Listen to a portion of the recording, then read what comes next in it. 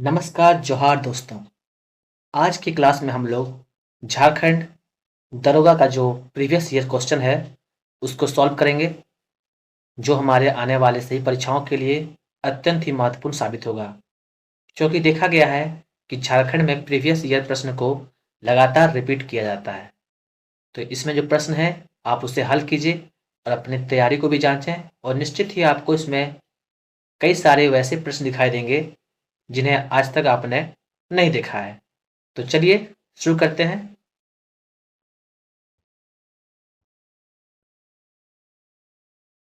पहला प्रश्न है, सिंहभूम जिले का कितना प्रतिशत घने जंगलों और पहाड़ों से आच्छादित है? ऑप्शन नंबर ए है 50%, option number B 20%, option number C 40%, option number D 60%। तो आप बताइए इसका जवाब क्या होगा। आयोग ने जब ये प्रश्न पूछा था तो इसमें कोई भी डिटेल आगे नहीं दिया गया है कि ये पूर्वी सिंहभूम की बात कर रहे हैं या पश्चिम सिंहभूम की बात कर रहे हैं। तो इसका जो जवाब आयोग ने दिया है वो आयोग ने जवाब दिया है 50%। ठीक है, पूछ रहा है सिंहभूम जिले का कितना प्रतिशत भाग घने जंगलों और पहाड़ों से आच्छादित है। तो इसे जो आयोग ने जवाब दिया है वो 50% है। ठीक है, इस प्रश्न में कुछ क्या बोलते हैं कि मिसप्रिंट हुआ होगा आयोग के द्वारा ही, लेकिन प्रश्न यही है। ठीक है, चलिए बढ़ते हैं आगे। नेक्स्ट जो क्वेश्चन है देखिए क्या है, किस क्षेत्र में श्री अशोक भगत ने 2015 में पद्मश्री का पुरस्कार प्राप्त किया है? अशोक भगत जी को 2015 में किस क्षेत्र में पद्मश्री का पुरस्कार प्राप्त हुआ था? तो इसका जो जवाब है वो सामाजिक कार्य के लिए होगा। ठीक है, 2015 में। तो जैसा ये प्रश्न पूछा गया है ठीक ऐसे ही हमारे प्रश्न भी आएंगे। तो आपको ये बताना है कि 2023 में किसे पद्मश्री मिला झारखंड से। उम्मीद है आपने वहां पे बता दिया होगा। अगर आपको पता नहीं है तो आपको बता देते हैं। डॉक्टर जामुन सिंह सोय, नाम याद रखिए, बहुत ही महत्वपूर्ण है। ठीक है, डॉक्टर जामुन सिंह, डॉक्टर जामुन सिंह सोय जो हैं उन्हें 2023 में मिला है। किसके लिए मिला है? साहित्य और शिक्षा के लिए। साहित्य और शिक्षा के लिए। ये हो गए 2023 के। अब हम बात करते हैं 2022 का। अब हम 2022 का क्यों पढ़ रहे हैं? क्योंकि ये एग्जाम तो एक सदी से चलता आ रहा है, तो कहीं का भी पूछ सकते हैं। तो 2022 में मिला है डॉक्टर गिरधारी जी को। किनको मिला है? डॉक्टर गिरधारी जी को। ठीक है, इनका पूरा नाम है डॉक्टर गिरधारी राम गौंजू। इनको मरणोपरांत मिला है, ये आप याद रखिएगा। ठीक है, पूछ सकता है कि हाल ही में किन्हें मरणोपरांत पद्मश्री मिला है, तो डॉक्टर गिरधारी जी है। ठीक है, और एक नाम बहुत फेमस है जिन्हें पद्मश्री मिला है, उन्हें 2021 का पद्मश्री मिला है। तो 2021 का जो पद्मश्री मिला है वो मिला है छुटनी देवी को। किनको मिला है? छुटनी देवी को। ठीक है, इनको सामाजिक कार्य के लिए मिला है। किसके लिए मिला है? सामाजिक कार्य के लिए। तो हमने क्या क्या पढ़ लिया अभी तक? हमने पढ़ा कि 21 में मिला है छुटनी देवी को। ठीक है, 22 में मिला है गिरधारी जी को मिला है जो कि डॉक्टर है, उनको मिला है मरणोपरांत। ठीक है, और 23 में मिला है किसको? डॉक्टर जामुन सिंह सोई को, साहित्य और शिक्षा के लिए। छुटनी देवी को मिला था सामाजिक कार्य के लिए। इतना आप जरूर याद रखें, और इससे एक प्रश्न आपके एग्जाम में बिल्कुल आने की संभावना है। ठीक है, तो हम जो प्रश्न सॉल्व कर रहे थे तो अशोक भगत जी को सामाजिक कार्य के लिए मिला था। चलिए बढ़ते हैं अगले प्रश्न पर। देखिए, हमारा जो प्रश्न है इसमें लिखा हुआ है, किस भारतीय महिला बॉक्सर ने 2004 और 2005 में विश्व मुक्केबाजी चैंपियनशिप में स्वर्ण पदक जीता था? देखिए, ये एग्जाम कब हुआ है? 2017 में हुआ है, और इसमें 2004 और 5 के बारे में पूछा गया है। क्यों पूछा गया है? क्योंकि इनका संबंध कहाँ से है? झारखंड से। तो झारखंड की एक प्रमुख व्यक्तित्व है जिनका नाम क्या है? इनका नाम है अरुणा मिश्रा। क्या नाम है इनका? अरुणा मिश्रा। इन्होंने क्या किया था? तो इन्हें विश्व मुक्केबाजी चैंपियनशिप जो होती है तो उसमें इन्होंने स्वर्ण पदक यानी गोल्ड मेडल जीता था। तो इसमें याद करने वाली बात यह है कि अरुणा मिश्रा का संबंध किससे है? मुक्केबाजी से है। और इन्होंने कब स्वर्ण पदक जीता है? 2004 और 2005 में। चलिए बढ़ते हैं अगले प्रश्न पे।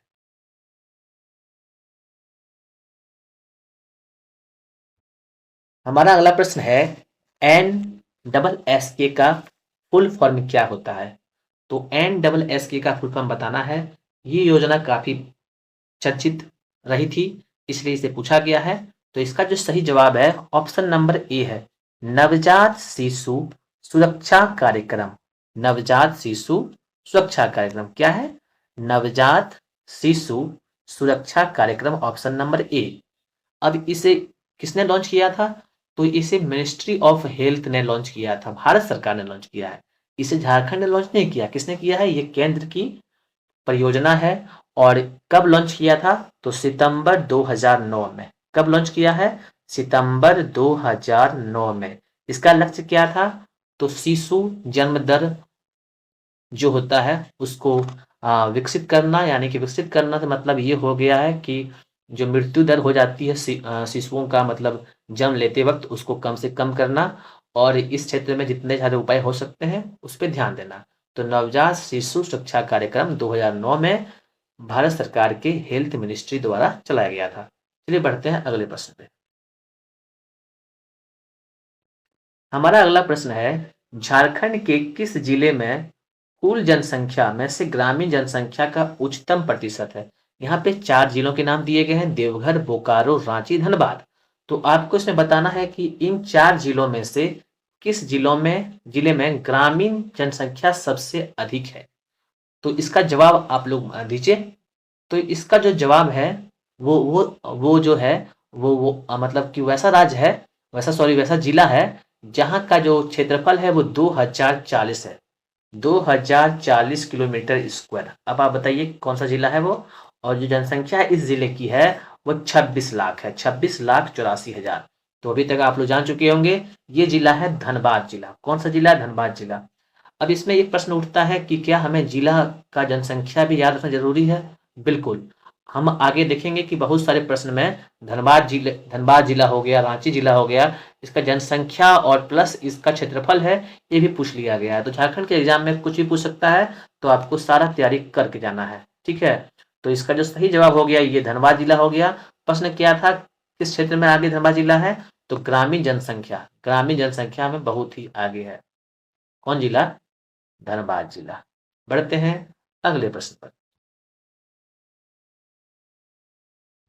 हमारा जो अगला प्रश्न है, 2011 की जनगणना के अनुसार किस जिले ने उच्चतम दशकीय शहरी विकास दर दर्ज की है? कौन सा जिला है? प्रश्न कह रहा है कि जो जनगणना हुआ है उसके अनुसार, ठीक है, इन सारे जिलों में कौन सा वो जिला है जिसमें सबसे अधिक दशकीय शहरी विकास दर, यानी कि शहर में क्या बोलते हैं, जनसंख्या वृद्धि हुआ है और शहर का जो विकास है वो बढ़ा हुआ है सबसे अधिक। तो इन चारों में इसका सही जवाब है चौकासी। चौकासी है। कौन सा जिला? पलामू जिला। अब पलामू जिले के बारे में हम लोग ब्रीफ इंफॉर्मेशन ले लेते हैं। पलामू जो जिला है इसका मुख्यालय कहाँ है? तो आप बहुत ही शानदार क्वेश्चन ये है, याद रखिएगा। तो पलामू जिले का जो मुख्यालय है वो मेदिनी नगर में है। कहाँ पे है? मेदिनी नगर, याद रखिएगा। ठीक है। पलामू जिले का गठन कब हुआ था? 1892 में। पलामू जिला कब बना है? 1892 में। पलामू जिले का जो एरिया है वो कितना है? तो आपको याद रखना है कि 4393 किलोमीटर स्क्वायर। 4393 किलोमीटर, यानी कि 4400 किलोमीटर स्क्वायर इसकी जो यहाँ का क्या है, तो यहाँ का हो गया आपका तो सॉरी एरिया हो गया। ठीक है। और जनगणना कितना है यहाँ पे? तो यहाँ का जनगणना जो है वो 19 लाख है। 19 लाख। ठीक है। अब पलामू जिले में जो महत्वपूर्ण नदियां हैं वो कौन सी बहती है? तो पलामू जिले में आपका उत्तरी कोयल नदी बहती है। उत्तरी कोयल नदी और प्लस अमानत नदी। कौन सी नदी? अमानत नदी। ये नदियां बहती है। खनिज में यहाँ पे आपको फायर क्ले, कोयला, सीसा, चांदी, चूना पत्थर, अभ्रक, ग्रेफाइट और लोहा मिलता है।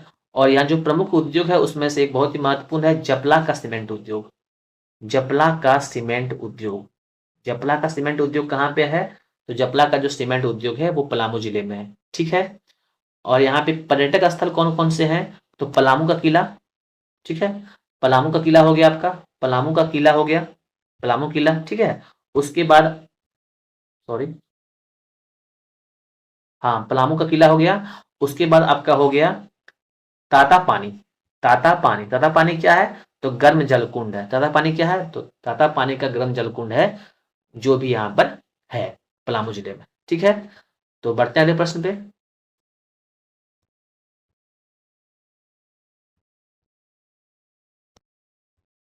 किस वर्ष गोड्डा जिले को संथाल परगना से अलग किया गया था, यानी गोड्डा जिले की स्थापना कब हुई थी? तो यहाँ पर इसका जो सही जवाब है वो 1983 होगा। कब होगा? 1983।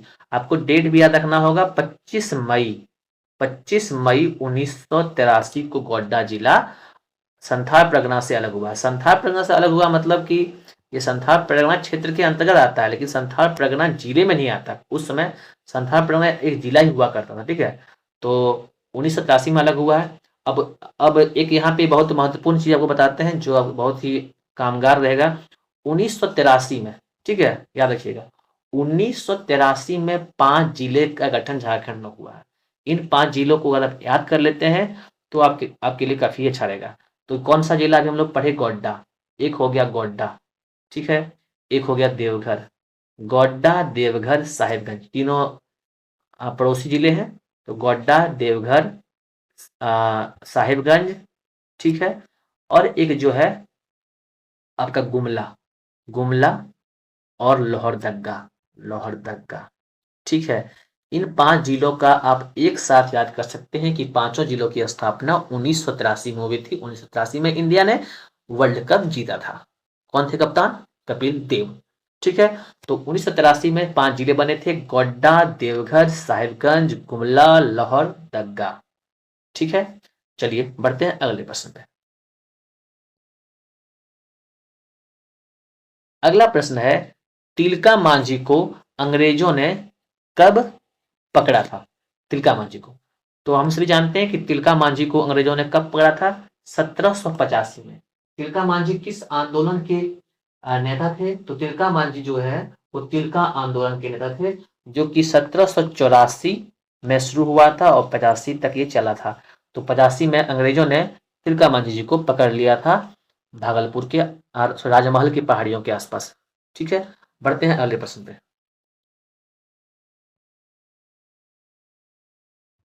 चलिए, अगला प्रश्न है, जामताड़ा जिले में किसके नेतृत्व में व्यापक आंदोलन चलाया गया था? तो जामताड़ा जिले में पूछा जा रहा है कौन सा नेता वहां से, मतलब आजादी के दौरान वहां से थे। तो वो सत्यकाली बाबू थे। ठीक है, इनका नाम आपको याद रखना है, ज्यादा जानकारी इनके बारे में उपलब्ध नहीं हो पाई है। तो जामताड़ा जिले में किसके नेतृत्व में व्यापक आंदोलन चलाया गया था? तो सत्यकाली बाबू जी के नेतृत्व में। बढ़ते हैं अगले प्रश्न पे। महुआ टांड भेड़िया अभयारण्य झारखंड के निम्नलिखित जिलों में से किस जिले में है? तो इसका जवाब आप सभी जानते हैं कि महुआ टांड भेड़िया अभयारण्य किस जिला में है। बताइए आप लोग, जल्दी कमेंट कीजिए। तो इसका जो सही जवाब है वो है लातेहार जिला। कौन सा जिला? लातेहार जिला। अब लातेहार जिला जो है उसके बारे में कुछ हम जान लेते हैं। लातेहार जो जिला है उसका जो मुख्यालय है वो लातेहार ही है। लातेहार जिले की स्थापना 4 अप्रैल 2001 को हुई थी। कब हुई थी? 4 अप्रैल 2001 को। ठीक है, अब लातेहार जिले की जो कुल जनसंख्या है वो 7,26,000 है। 7,26,000 है, और क्षेत्रफल जो है वो 4,291 किलोमीटर स्क्वायर। ठीक है, और कुछ जानकारी जो इस जैसे महत्वपूर्ण है, तो ये महत्वपूर्ण है कि ये जो जिला है यहाँ पे कौन कौन सी नदी बहती है? तो उत्तरी कोयल और रंगा नदी बहती है लातेहार में। ठीक है, लातेहार में जो है वो एक बहुत ही महत्वपूर्ण यहाँ पे उद्योग है जिसका नाम है हिंडालिको। क्या नाम है? हिंडालको। हिंडा ऐसे लिखते हैं, हिंडालको। तो हिंडालको का स्मेलर प्लांट, स्मेलर प्लांट, तो ये प्रश्न आ भी चुका है एग्जाम में कि हिंडालको का स्मेलर प्लांट कहाँ है? तो ये आपका हो गया लातेहार जिला में। यहाँ पे बीड़ी उद्योग के लिए भी फेमस है। ठीक है, और पर्यटक जो स्थल है लातेहार जिला में, जो पर्यटक स्थल है वो कौन कौन से हैं? तो आपका नेत्रहाट हो गया। ठीक है, नेत्रहाट के आंसर जानते हैं, नेत्रहाट हो गया। बेतला राष्ट्रीय उद्यान हो गया। ठीक है, बूढ़ा घाघ या लोधा घाघ जिसे कहते हैं वो हो गया। और मिर्चैया जलप्रपात, मिर्चैया जलप्रपात भी कहाँ है? लातेहार जिले में। तो ये थे कुछ महत्वपूर्ण इंफॉर्मेशन लातेहार जिले के बारे में। बढ़ते हैं अगले प्रश्न पे।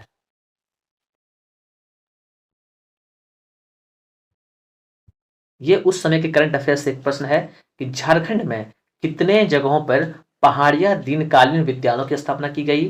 तो इसका जो जवाब है वो ऑप्शन नंबर बी है 32। तो इसे कैसे याद करें? हो सकता है पूछ पूछ भी दे अभी भी।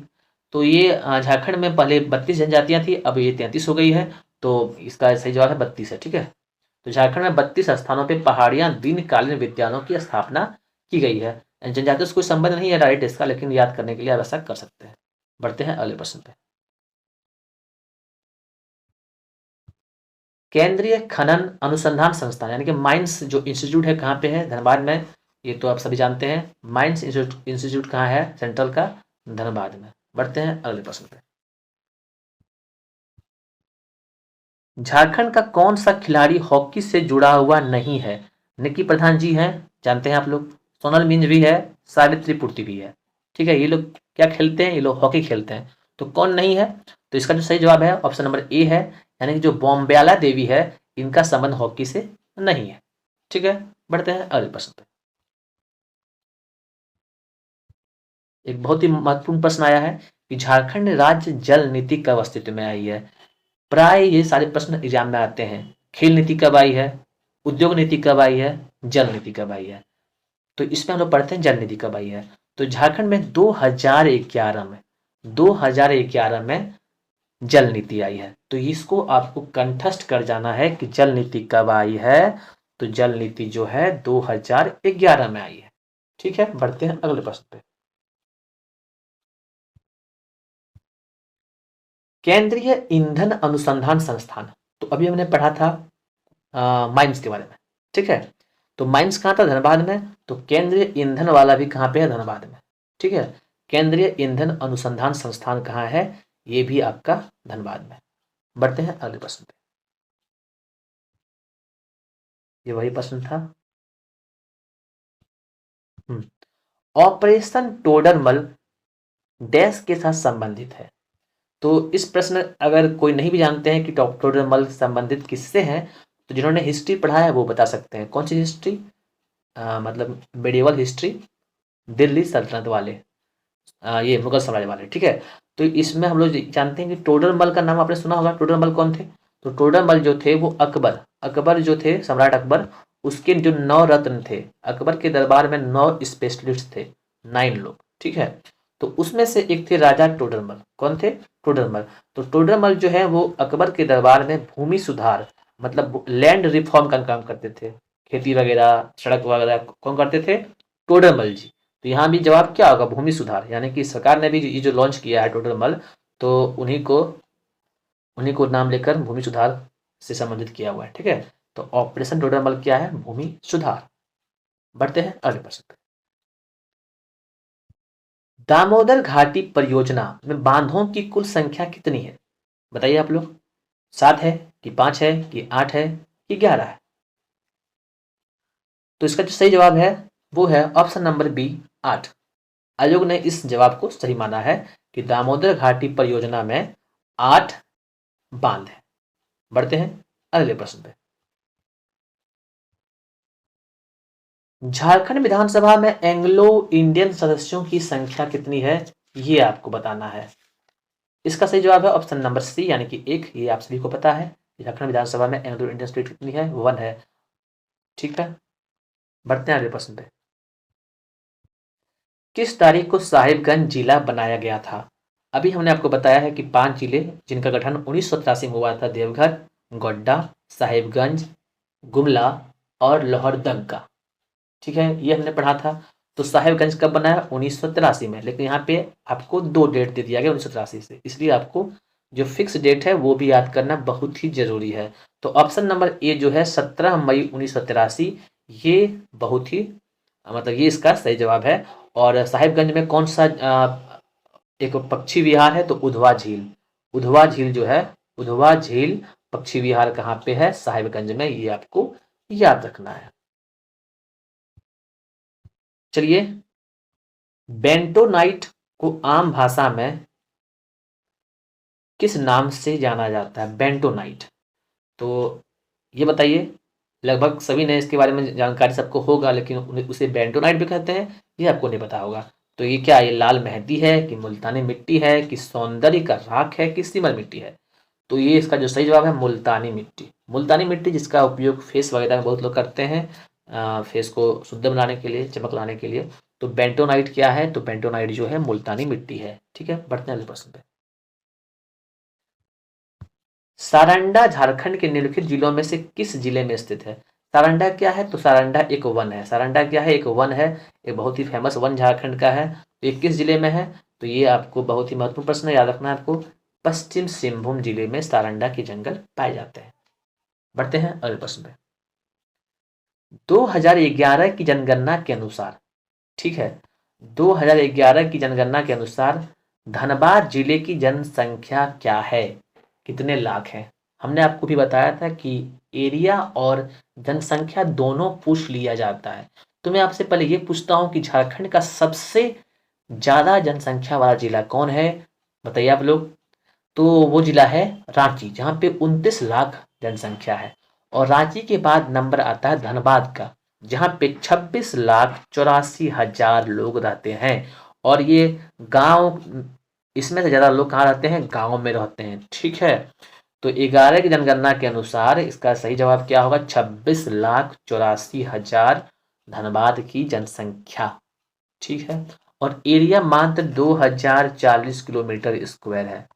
ठीक है, एक चीज पे गौर कीजिएगा, रांची जो जिला है वो 29 लाख लोग वहां रहते हैं, लेकिन एरिया जो है वो 5100 के आसपास है। और यहाँ देखिए 26 लाख लोग रहते हैं और 2040 किलोमीटर ही एरिया है। बढ़ते हैं अगले प्रश्न। ऊसरी जलप्रपात झारखंड के निम्नलिखित जिलों में से किस जिले में है? तो ऊसरी जलप्रपात बताना है आपको किस जिले में है। तो इसका जवाब आप सभी जानते हैं भली भांति, ये है गिरिडीह जिले में। और गिरिडीह जिले में और कौन सा पर्यटक स्थल है? तो पारसनाथ की पहाड़ी है, पारसनाथ है। और एक बहुत महत्वपूर्ण है मधुबन। मधुबन कहाँ है? गिरिडीह में। ठीक है, बढ़ते हैं नेक्स्ट क्वेश्चन पे। एक सवाल हिस्ट्री से आया है, एंशियंट से। 1336 एडी में गंगवंश डैश गंगवंश को बीरू का राजा बनाया गया था। मतलब गंगवंश के राजा कौन थे 1336 एडी में? तो इसका जवाब बताइए आप लोग। इसका जो जवाब है वो है हरिदेव। हरिदेव जो थे वो गंगवंश के राजा थे, आपको ये याद रखना है, हरिदेव। बढ़ते हैं अगले प्रश्न पे। डाल्टनगंज कहाँ पे है? पहले ये बताइए। तो डाल्टनगंज जो है वो पलामू में है। कहाँ पे है? पलामू में। तो पूछा डाल्टनगंज का नाम किसके नाम पे रखा गया है? अच्छा सवाल है। तो इसके जो ऑप्शन है ये कर्नल डाल्टन है कि महाराजा दौलत सिंह, क्या वैज्ञानिक डाल्टन, क्या दुर्गा मंदिर? तो सही जवाब है इसका कर्नल डाल्टन। कर्नल डाल्टन के नाम पे ही रखा गया है। डाल्टनगंज कहाँ है? पलामू में है। ठीक है, बढ़ते हैं हम लोग अगले प्रश्न पे। एक प्रश्न आया है करंट अफेयर से। रूस में भारत महोत्सव में कौन सा नृत्य प्रस्तुत किया गया था? अंगनाई है कि पाइका है कि कली है कि नटुआ है? बताइए। देखिए, इससे आप अपना करंट अफेयर्स को रिलेट कर सकते हैं कि किस तरह के प्रश्न आ सकते हैं।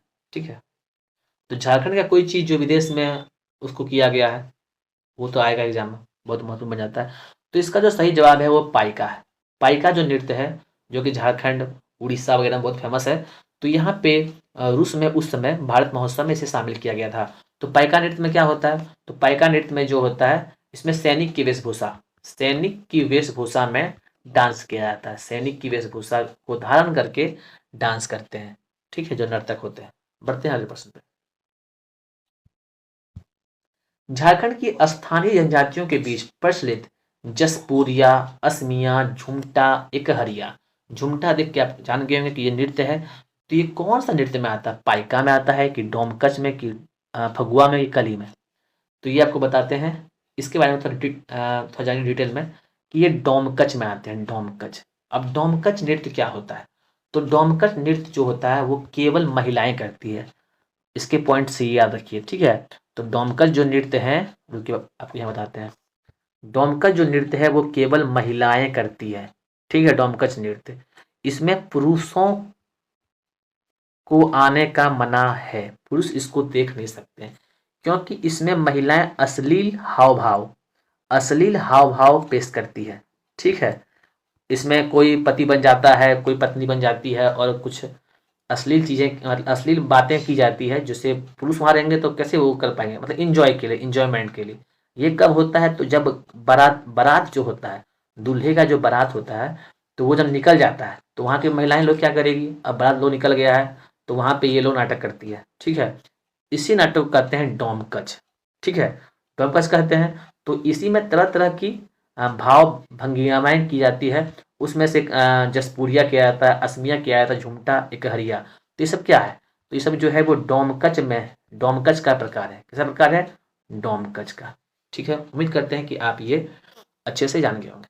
बढ़ते हैं अगले प्रश्न पे। ये भी एक महत्वपूर्ण प्रश्न है। वार्षिक सामूहिक शिकार उत्सव का नाम क्या है? तो यह है सेंद्रा। कौन सा है? सेंद्रा। इसके बारे में ये जानते हैं कि सेंद्रा जो उत्सव होता है ना, इसमें आदिवासी लोग समूह बना के निकलते हैं जंगल की ओर। जंगल में जंगली बिल्ली, नेवला, खरगोश आदि को मार के लाते हैं। मार के लाते हैं तो जब ये मार के लौटते हैं तो इनकी जो पत्नियां होती है, इनका पैर धोती है। क्या करती है? पैर धोती है। प्लस जो पैर धोने का पानी जो होता है, पानी, उससे होली खेलती है। क्या करती है? होली खेलती है। ठीक है। झारखंड में बहुत जगह मनाया जाता है ये। ठीक है। लोहरदग्गा वगैरह में मनाया जाता है, लोहरदग्गा में। ठीक है। क्वेश्चन क्या था? क्वेश्चन ये था कि वार्षिक सामूहिक शिकार उत्सव का नाम क्या है? तो वार्षिक सामूहिक शिकार का नाम है सेंद्रा। ठीक है, बढ़ते हैं अगले प्रश्न पे। ये करंट अफेयर्स क्वेश्चन है। मुख्यमंत्री शिक्षा ऋण क्रांति निधि के निर्माण के लिए कितनी राशि का आवंटन किया गया? तो 50 करोड़ है। ये उसमें का प्रश्न है, 50 करोड़ रुपया। बढ़ते हैं अगले प्रश्न पे। ये हमारा अंतिम प्रश्न है। उसमें दरोगा में 30 क्वेश्चन पूछे गए थे। तो ये है कि सीडी बैंकों में सीडी अनुपात से क्या अभिप्राय है? तो सी से क्रेडिट है, डी से डिपॉजिट है। तो ये हमारा आखिरी प्रश्न था। उम्मीद है कि आपको ये सेशन पसंद आया है। अगर आप पसंद आया है तो चैनल को सब्सक्राइब कीजिएगा, वीडियो को दोस्तों के बीच शेयर कीजिए और हमारे नेक्स्ट वीडियो में भी हमारे साथ बन के रहिएगा। अगर किन्हीं को पीडीएफ चाहिए तो वो कमेंट कर सकते हैं। धन्यवाद। Have a good day.